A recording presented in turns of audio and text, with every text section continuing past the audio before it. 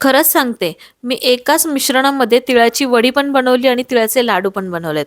100% perfect recipe आपण इथं बनवतोय.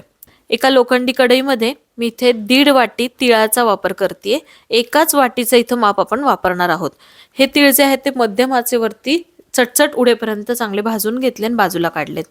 त्याच वाटीने अर्धी वाटी शेंगदाणे पण भाजून घेतलेत. दोन्ही गोष्टी थंड होऊ दिल्यात.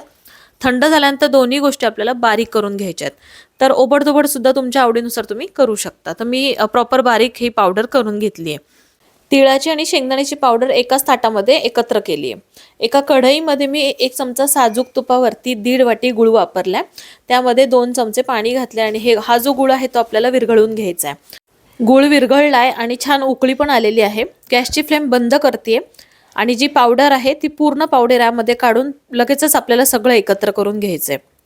हे जे एकत्र झालेलं मिश्रण आहे ते आपल्याला गरम असतानाच तूप लावलेल्या ताटावरती काढून थापून घ्यायचंय, एकसारखं करून घ्यायचंय.